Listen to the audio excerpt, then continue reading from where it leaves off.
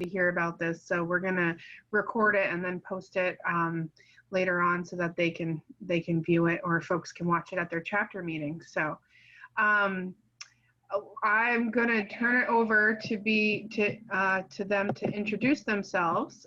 So I'm going to turn it over to Topper and Max and Lee, and let them introduce themselves and get going. All right, well, pay no attention to Lee. But does anybody watch the news at all? Raise your hand if you do. Just raise your hand if you watch the news. I don't care how you raise your hand or whatever. Okay, good. This year was the 30th anniversary of the Americans with Disabilities Act, and I was lucky enough to be interviewed on national television on the network PBS, if anyone knows what that is. So we're going to show you, just here is the news story for individuals with disabilities being interviewed about what the ADA has done for them. We're just going to show you that to kick things off. This week marks the 30th anniversary of the Americans with Disabilities Act, a groundbreaking law that prohibits discrimination based on disability. The legislation has been invaluable for what it changed, but significant obstacles still exist for those who have physical or mental impairments of any kind. When President George H.W. Bush signed the law in 1990, it guaranteed new protections for work, education, access, and transportation, among other rights. Many of the physical accommodations that are now commonplace only came to pass after the ADA became law. In fact, as seen in the Netflix documentary Crip Camp, it took longer to guarantee these basic civil rights than it did for other groups, including Black Americans, Latinos, and Asians. And a generation of advocates took to the streets to demonstrate and protest through the 1970s and 80s. But even after all this time, the challenges for people with disabilities remain enormous. Just 32% of working-age Americans with disabilities have a job. People with disabilities also live in poverty at more than twice the rate of people without disabilities. We're going to explore these questions more in a moment. But first, the NewsHour spoke with a number of Americans and asked them to reflect on what it means to live with a disability today. My name is Brittany Wilson. I'm from Brooklyn, New York. I'm a disabled civil rights attorney. I have cerebral palsy. Hi, my name is Bill Krebs. I live in Philadelphia, Pennsylvania. I'm a person with a disability myself. You may not know it. It's a hidden disability. My name is Elizabeth Bostick.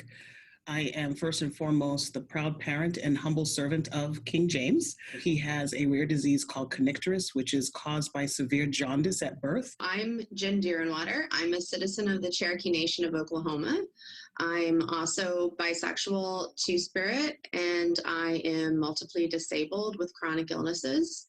My name is Alice Wong. I'm a disabled activist in San Francisco. My name is Max Barrows. I am a person on the autism spectrum. I speak up for people with disabilities throughout the state. I think it's safe to say that my life wouldn't be anything that it is right now because the ADA literally gave me my rights as a disabled person. The fact that I was able to attend law school and receive accommodations and to be employed as an attorney. But I think also as a civil rights lawyer in particular, I know the limitations of the law. That's what the ADA is. At the end of the day, it's just a statute. It gave us the bare minimum, which is our rights. And rights are not anything if they're not enforceable. Well, before that, the ADA, kids like myself were segregated in school. We didn't have no education. We were never heard, never seen, never did anything. Employment was the hardest thing for people with disabilities. We were placed in shelter workshop programs where we just sat there and did nothing. We did some minimum wage jobs. We made a whole dollar. Wow. I was there for 10 years of my life. I thought as a person with a disability, I would go nowhere. So I started being a self-advocate. When I think about ADA, the key word for me is access. And that coupled with a number of other disability laws really gave everyone the ability to have access to whatever tools were necessary, any reasonable accommodations were necessary to be able to live as independently as possible. And so as his mother, of course, one of my primary concerns is, can he effectively communicate his wants, his needs, his desires, to live the life that he wants to live and to be in charge of it. And so a lot of technology has been built as a result of that because there was a demand for it. You know, one of the caveats of the ADA was to try to stop the institutionalization of disabled people. Well, that's not really ended. Like, yes, we do have more options, but disabled people are being institutionalized all the time. I can't tell you the number of times I've had medical providers or, you know, healthcare workers try to put me in a nursing home. I don't need to be in a nursing home. Just make sure I have a disability accessible apartment and a home health aide, and I can mostly get by on my own. I do think, especially with the pandemic, by right health care and to be protected from discrimination is really important. I am legit worried about coming down with COVID-19 and not being a priority or considered a life worth saving. And these attitudes will not be fixed by a law. These are longer, more difficult cultural changes that need to happen. And that takes time. We're still not seen as independent or productive people in many areas because we rarely are given the opportunity to prove ourselves. And people should let us be in the driver's seat of making decisions for ourselves. And who knows us better than we know ourselves?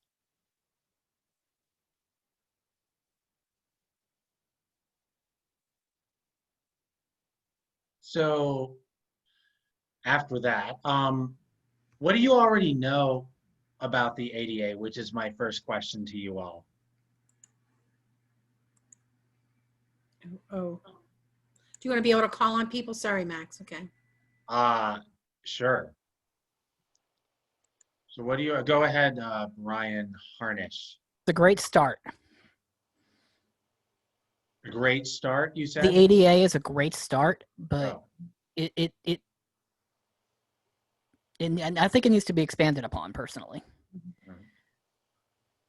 And for those of you who have not seen Crip Camp, I strongly suggest you do.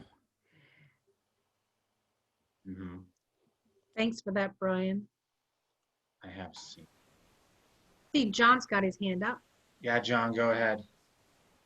Well, I've seen President Bush Sr. at the time when he actually signed it into law. And it was a big improvement because I also have autism as well, and it was a big improvement. And I thought that we needed something and it needed to go somewhere.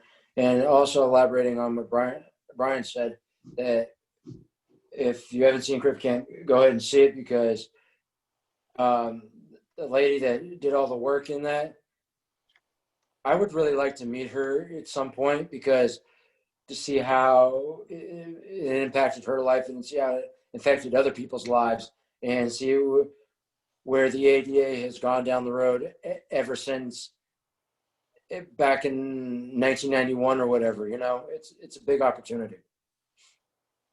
Hey, John, when you talked about President Bush and signing the ADA, because I'm a little bit older here, I remember when the ADA was signed, and I also remember that a lot of the activists and advocates at the time said, I really hope he doesn't read it, because if he reads it, he won't sign it.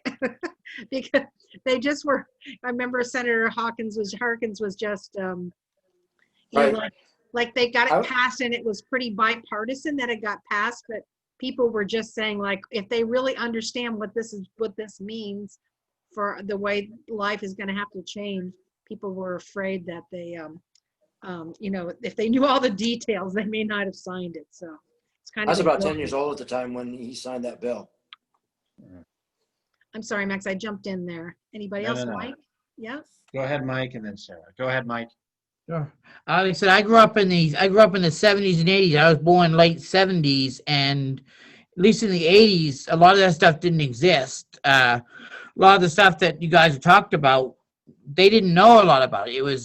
I went through school and everything, and it was difficult. You had to fight for everything. It was not easy. Yeah. And I think having that American Disability Rights Pass thing really helped a lot of people. All right. Thanks for sharing. Go ahead, Sarah. You're muted.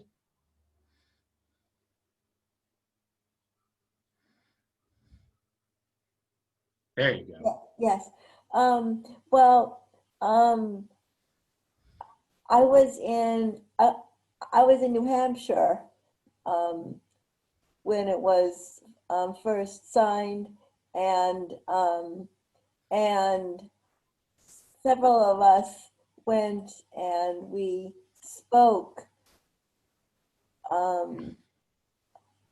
We spoke on the law when it first came out, and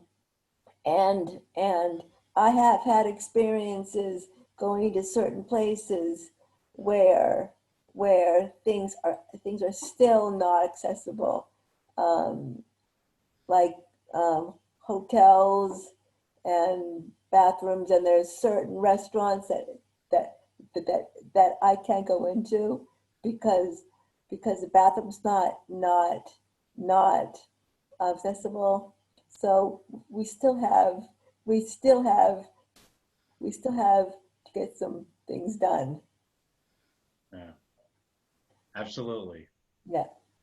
So what about the second question I have for you? What does the Americans with Disabilities Act mean to you?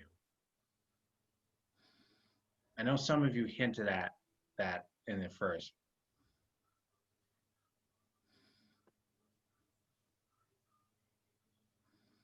Might as well start with you, Brian, even though you don't have your hand up.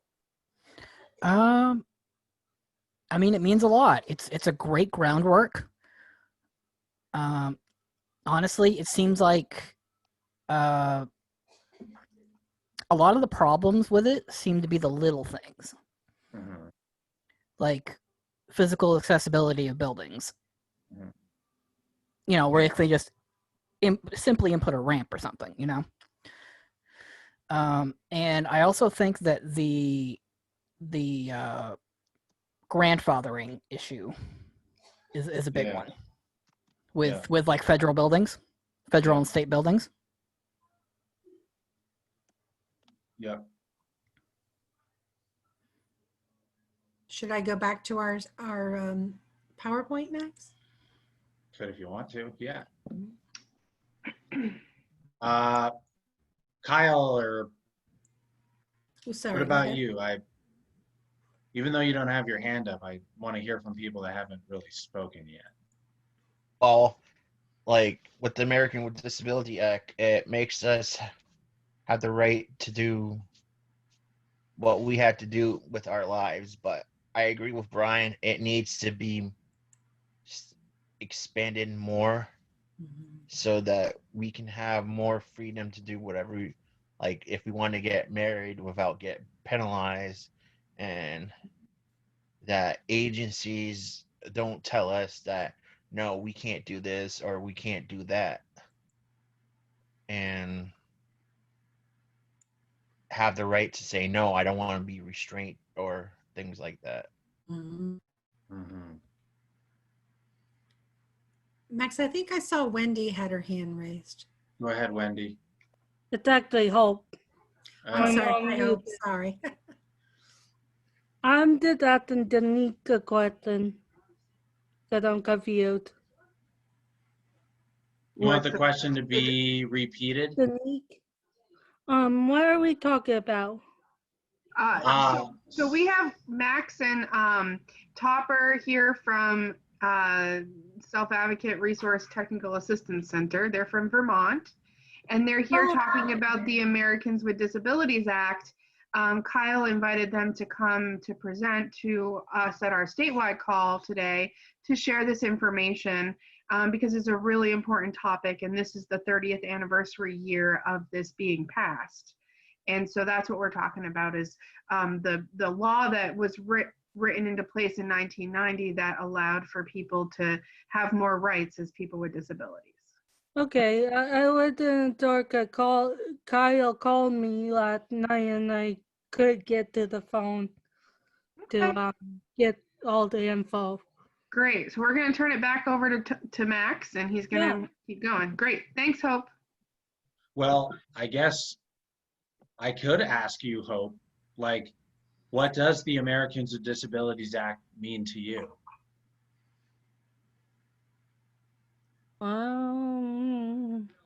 He put me on the. I don't know what to say. Holy, this ain't the first time. I never have nothing to say. Gonna have to come back to me. No problem. Let's see here. How about Marianne? Go ahead.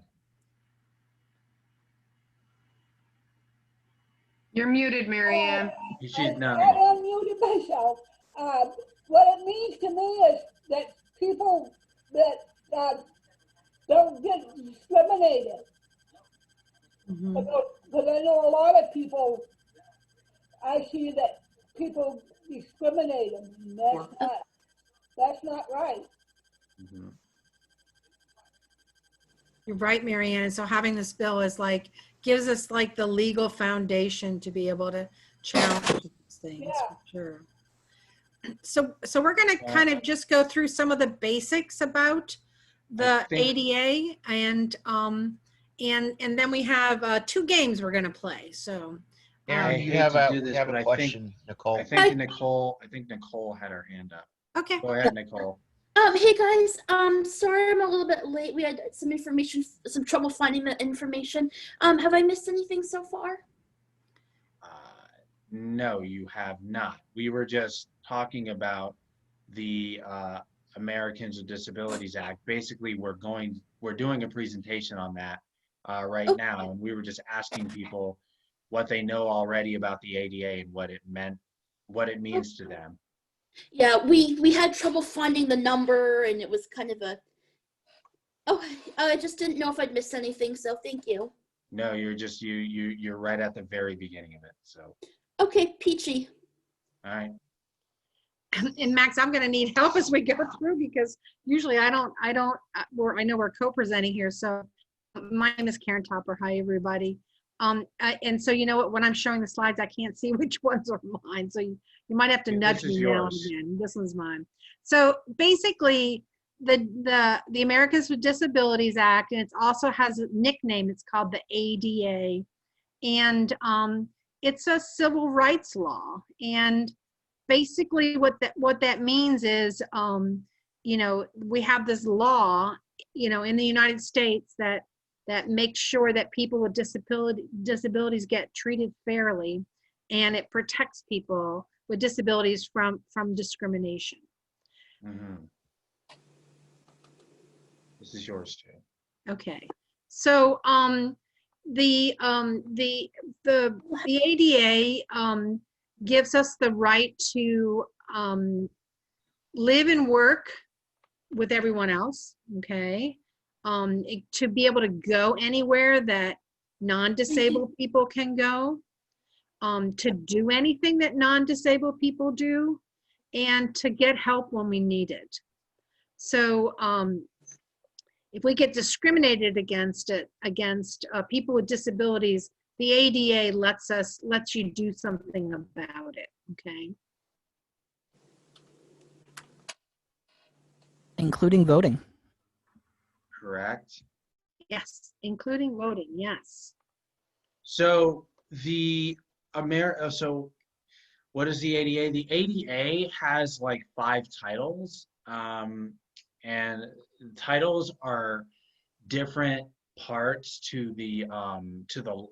of a law. You've probably heard like Title 1 or 2 in some laws. So there's 5 titles in this, and each title of the ADA talks about something different, but we will only talk about like 4 titles of the ADA today.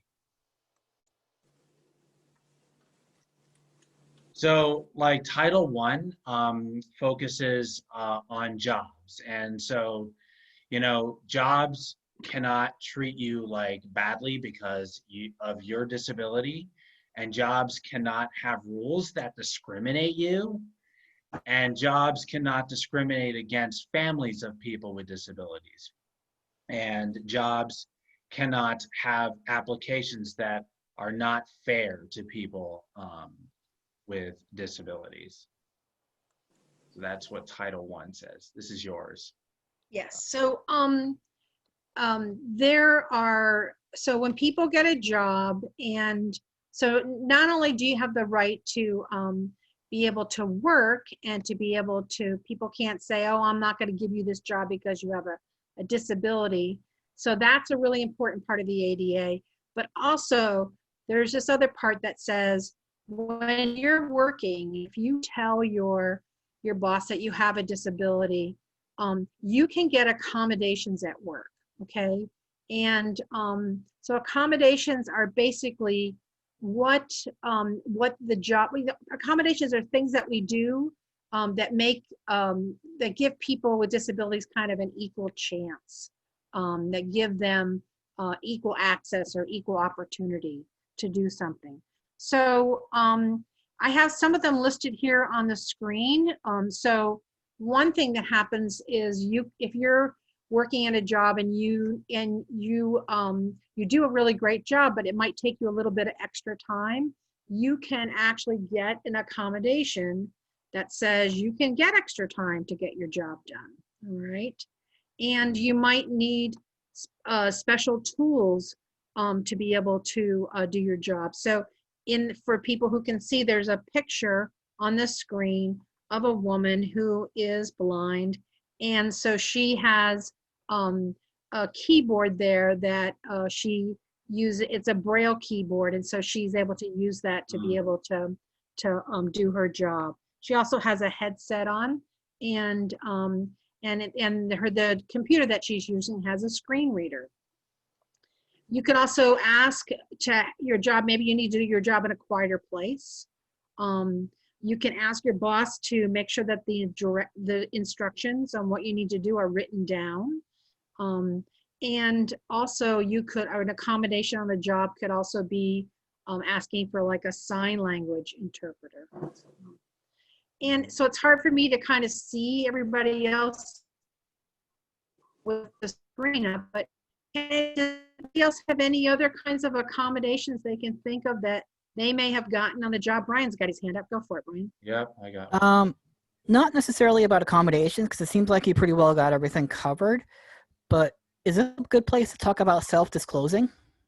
Sure, go right ahead. Like, you don't want to necessarily self-disclose you have a disability too early, because that could be a reason for you to not get a position. Mm-hmm. And then that brings in a whole new issue of the legal side of that, right? From a discrimination perspective, right? But kind of just the balance of self-disclosing versus getting the accommodations you need, right? Because you probably would have to say why you need the accommodation, right? Mm-hmm. So just two little points there. Is it all right, Max, if I jump in here? Just yeah. Okay. So I mean, the one thing is if you don't disclose when you're applying, then you can't ask for accommodations during the application process. So that can be tricky. Of course, Brian, I agree. Of course, it is your right as a person with a disability, or anybody's right, to decide whether or not they want to disclose. But one thing I do want to mention is that once you have the job, you cannot use the ADA. Like, let's say you get fired because you were working too slow, right? But if the only way you could use the ADA to say, hey, it was unfair, you discriminated against me, you have to have told your boss that you have a disability and to have asked for an accommodation. So it's kind of like that double-edged sword there.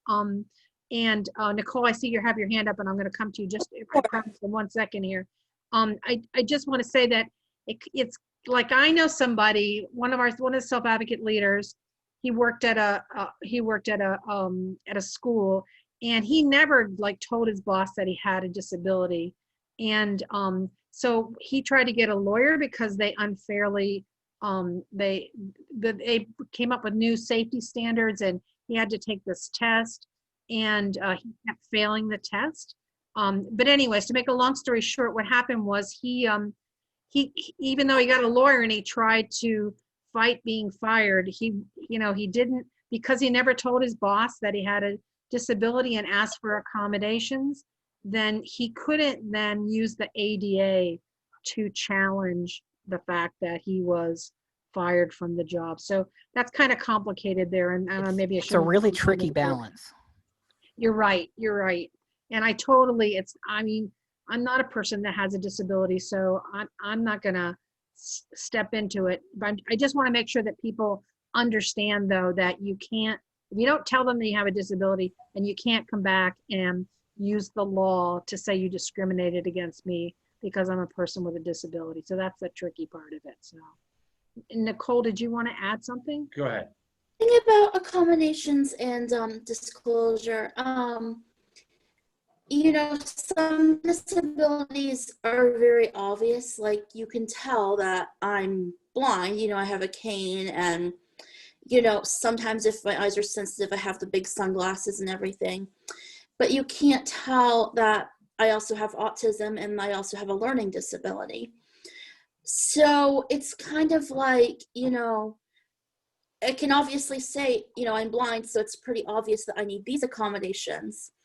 But sometimes it's hard to justify accommodations when you can't see a disability.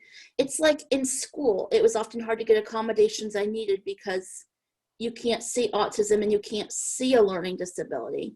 Mm-hmm. So, your boss may not understand what your other disabilities that they can't see are, because there's a lot of disabilities that, well, you can see blindness, but you can't see other disabilities.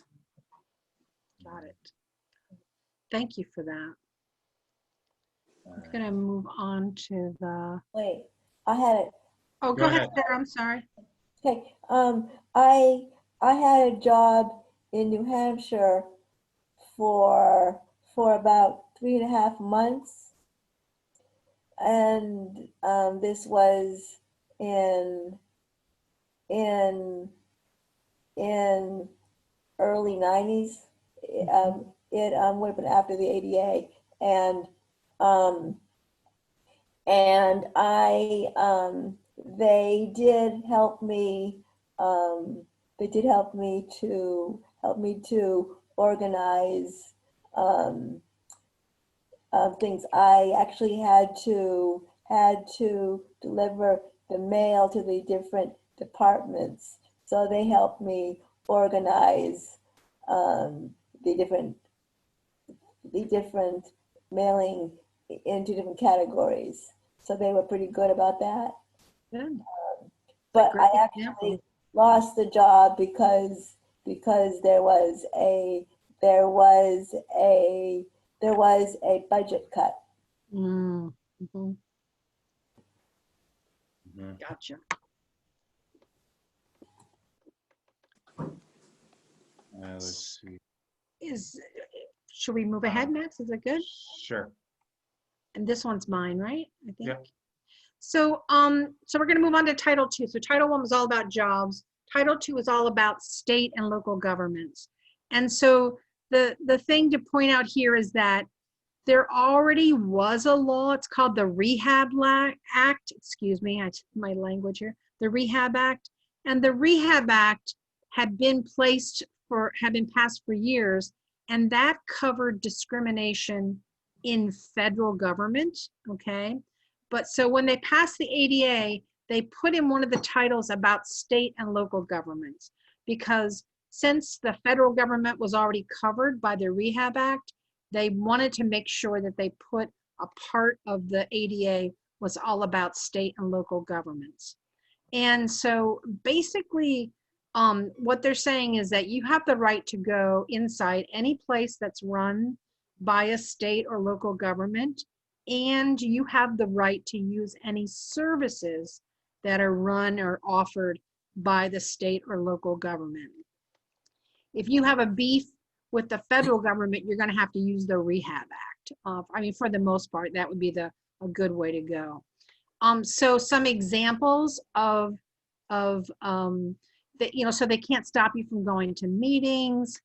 They can't stop you from going to places that are run by the state or local government. They can't stop you from using a service. And then they can't really do anything that would discriminate against you because you have a disability. So Title III is about public places, and public places are parts of the community that are open to everyone. And public places are owned by businesses or people, not the government. So with that, I have a question for you. Can people just, if you come up with a public place, do you want to name like just some or a few? Like the grocery store. Yeah. Movie theater. Yep. Anybody What else? about, what about like a Restaurants? Yep. Bank? What about like Walmart? Yeah. Bank? Banks, good one, Marianne. Would public Right. schools be classified under that? Yes. Doctor's offices. Yes. Movie theaters. Yes. Hospitals. Yes. what about the post office? Airports.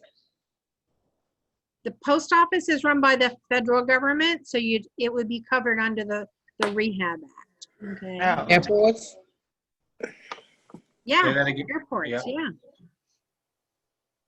Although if a government, like a local or state government runs the airport, it's covered, but it's probably covered under Title II. Same thing for the example that you brought up, Brian, when you brought up the elementary school. That's covered. It's just a technical detail, but it would be covered. You would look under Title II because it's run by a state or local government. So Does government run include places that receive government funding? it does for the Or is that a federal difference? government under the Rehab Act. It does include that. But you know what? I got to find out about that. That's a good stumping question.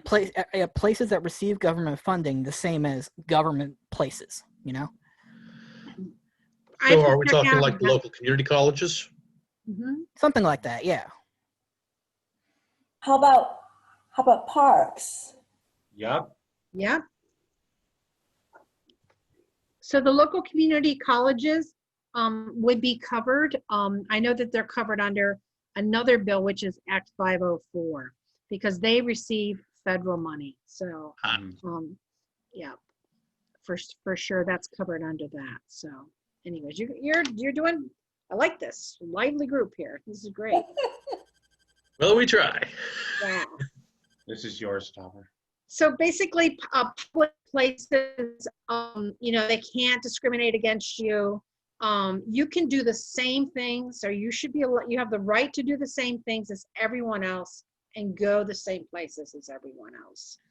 And you have the right to accessible services in these public places, right? And so like, for example, is you go to a hairdresser, you want to go in and you want to get your hair done, and the hairdresser can't say, oh, sorry, I don't cut hair or wash hair for people with disabilities. That would be discrimination against you, okay? They have to give you the same services.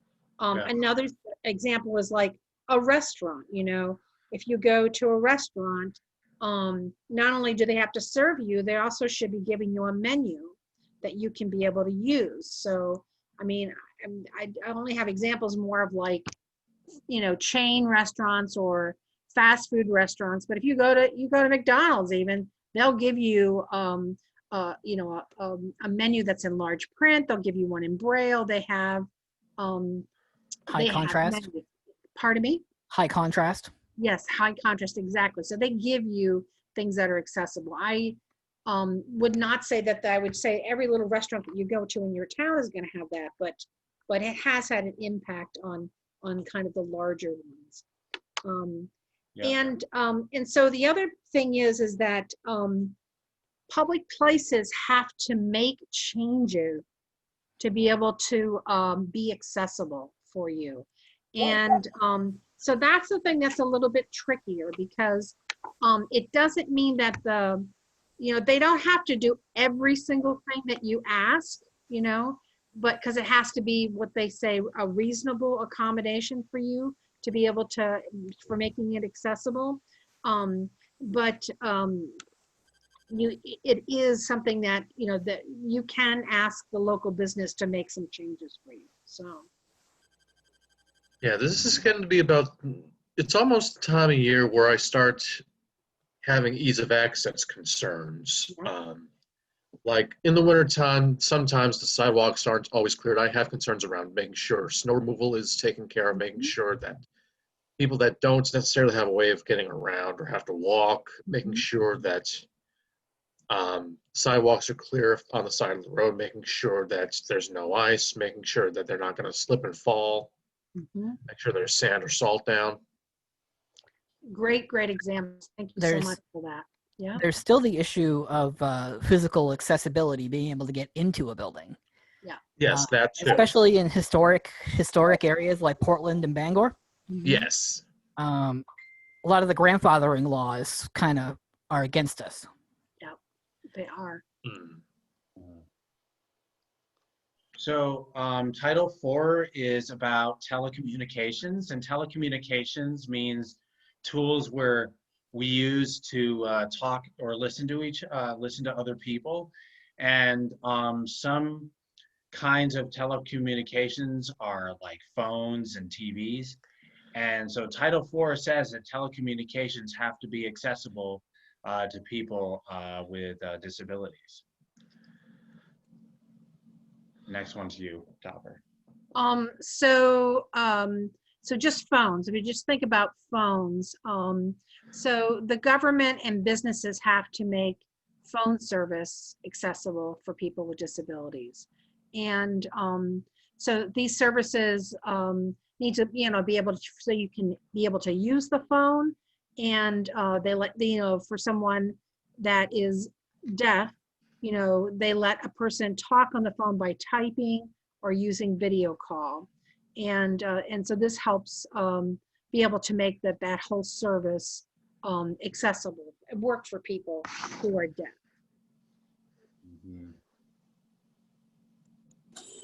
This one's you as well. And then, so TVs, it's interesting, there's a little bit of history here. When they first passed the ADA, they said that at first they only said that emergency alerts on television needed to have captions, because they said, hey, if there's a tornado coming or a flood coming and you're making an announcement over the TV, you need to make sure that there's captions on there.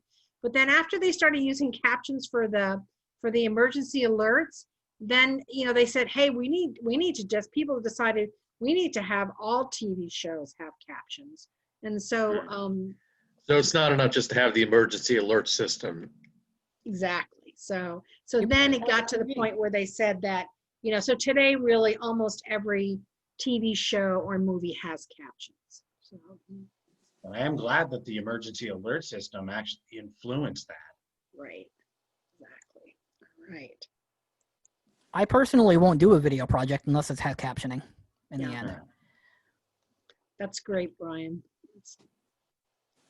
So, today we're not going to have enough, I don't know if sometime in the future, maybe we can, we have a few games we want to do right now, but, and then certainly open it up for more questions.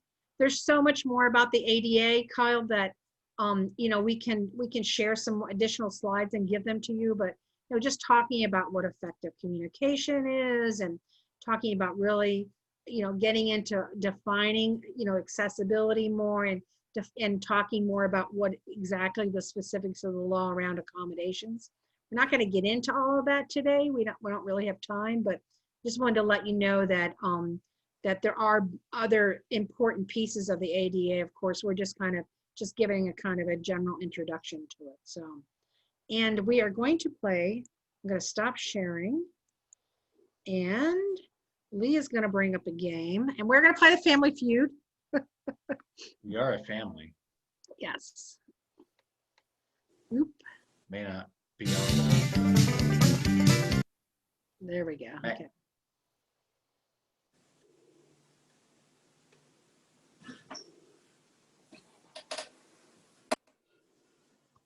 So what do you know about the ADA? It's American with Disability Act.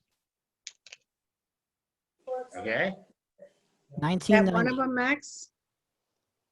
Are you happening to look, Max, at the Do it. answers?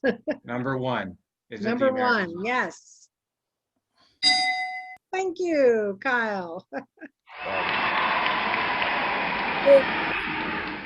It's a civil rights law. The civil rights law, is that on there? Yeah, like I got time to do that, or like anybody wants to go hang out in the laundromat. I don't see it. No. It became a thing in 1990. However, we could just Go ahead, Brian. 1990. Oh, another good answer. Not on our list, but another great answer. 5 titles. Another great answer. Can you give me the name of one of the titles, or give me what one of them covers? Title 1 is about jobs. It is. Yeah. And that's number 7, I think, Lee. That is correct. All right. Thank you. Title. It was worked on by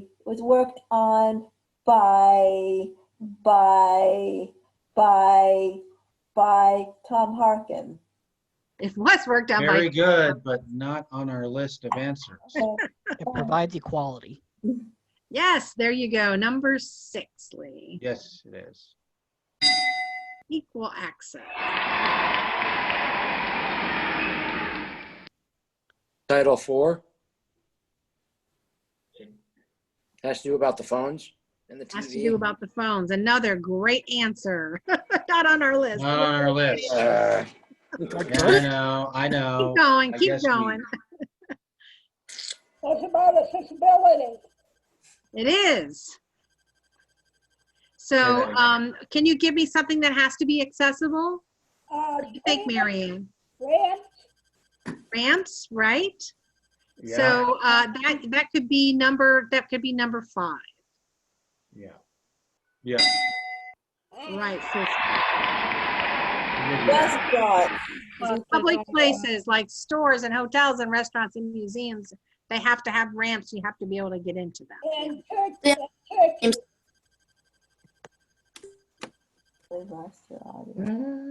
Is accommodations on there anywhere? It is. Yes, it is. That's number 4. You have the right to accommodation. Oh my goodness. How about access to government functions?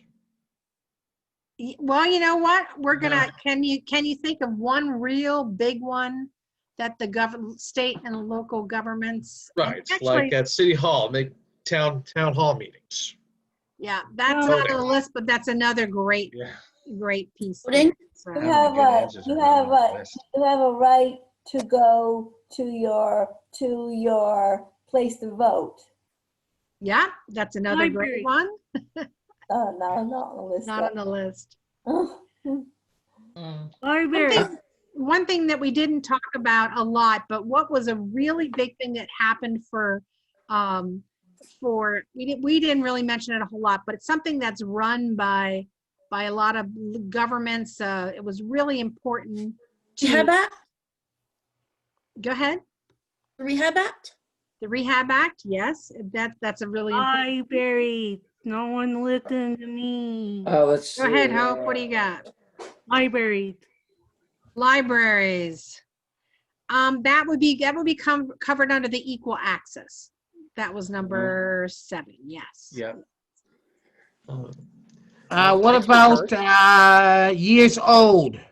Something years old. Aha, number Uh-huh. 2. Yes.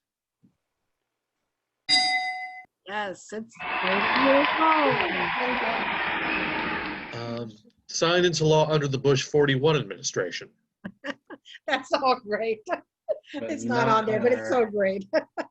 How many Art. things? I was gonna say that one. Access to public transportation. Yes, Ooh, yes, number number 8. 8. I'm right.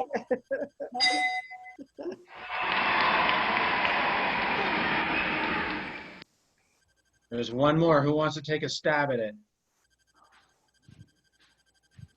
So this is not so much about access, but it's about your legal rights. Why was the ADA so important? So it gave you the legal right to go to court if people were terminating. Yes. Termination. Number Wrongfully 3. terminated. You got it. Yes. That's right. Number 3. Thank you very, very much.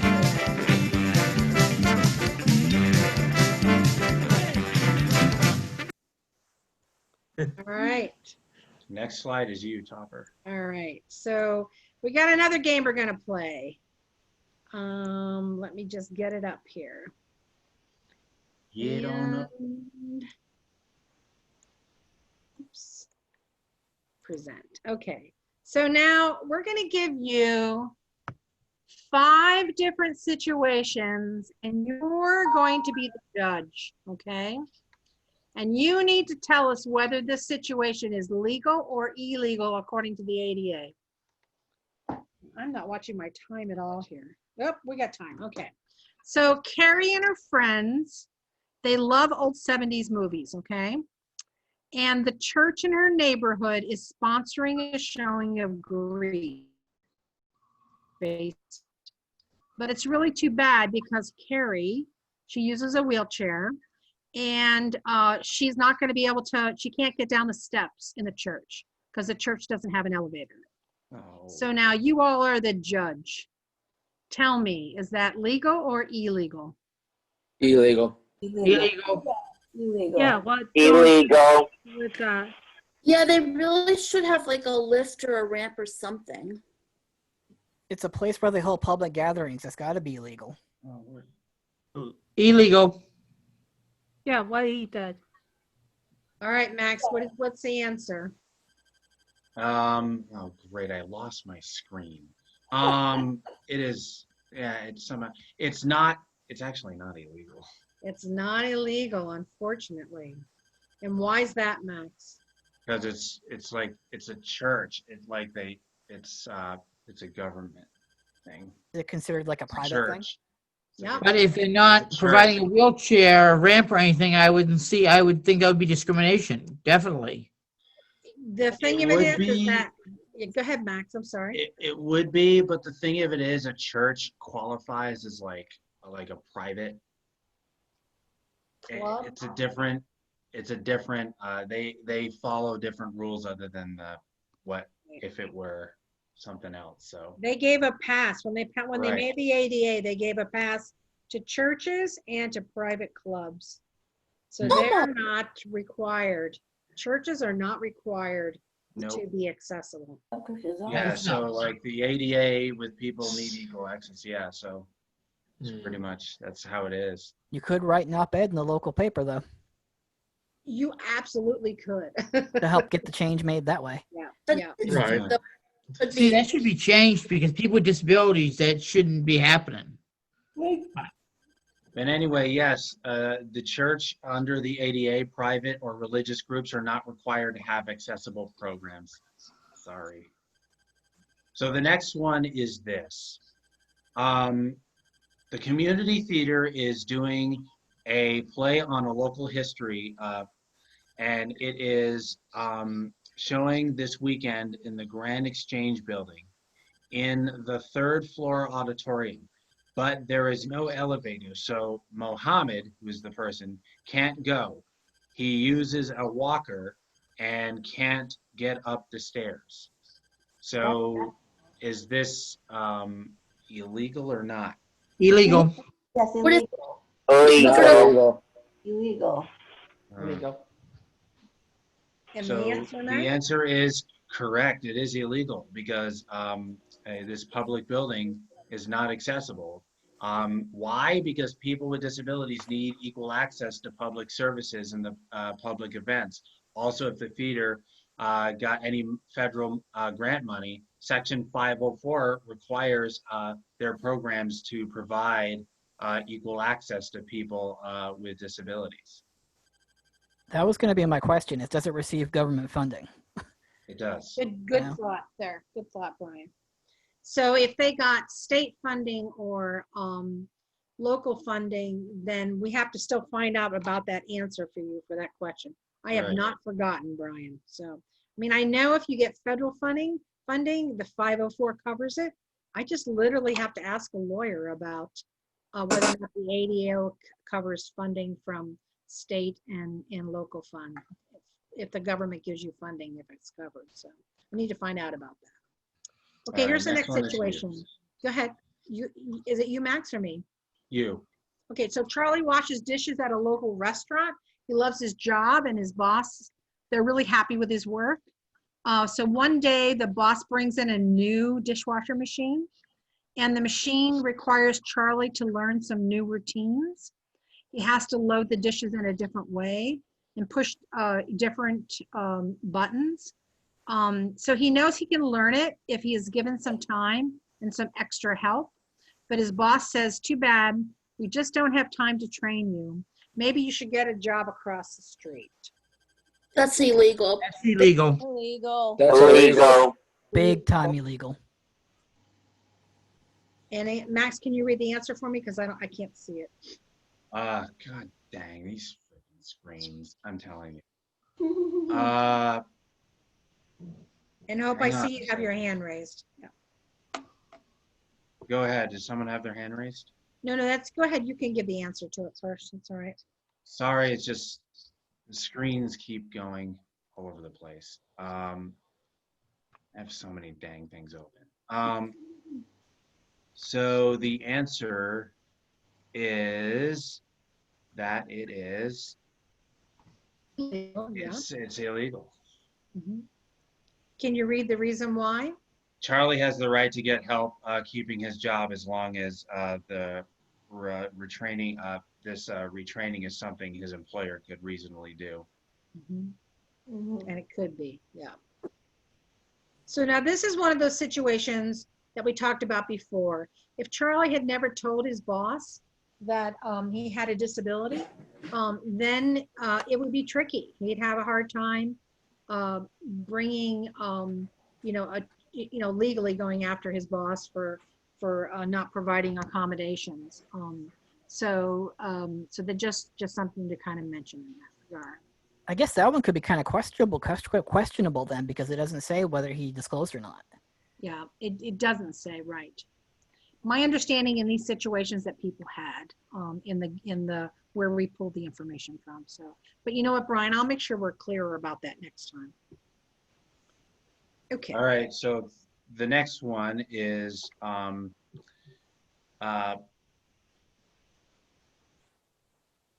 I think we're on. Okay. Oh, here we go. There's a big rally downtown. Yeah. There's a big rally downtown. And Hannah can hardly wait to go, but her sister is working and can't drive her. Too bad. Hannah will have to stay home. She uses a wheelchair, and the only city bus going downtown doesn't have a wheelchair lift. Is this illegal or not? Illegal. Illegal. Illegal. So the answer is it is illegal because the bus does not have, it's not accessible. Hannah has the right to equal access to public transportation if other people have a downtown bus route available to them. People with disabilities have the right to the same. All right. Thank you. We got one more. Julio is on the job. The store is looking for night help, and he stops by to apply, and the manager gave him an application to fill out. And Julio has a disability. He said he would like to bring it to his job coach who could help him fill out the job application. The store manager said that if Joe couldn't fill out the application without help, he should not even bother applying for the job. We won't hire you. That's illegal. That's illegal, big time. Big time legal. Big time illegal lawsuit waiting to happen. Give him an opportunity to try. Right. So your answer is correct. It's illegal. The application process excludes Julio because of his disability. Why? Because the ADA must have equal access to employment if the business has over 15 employees. That last one's a lawsuit waiting to happen. But I got to tell you, the ADA had another, there was called the ADA Amendments Bill. We can't really get into it. We only have 2 minutes left.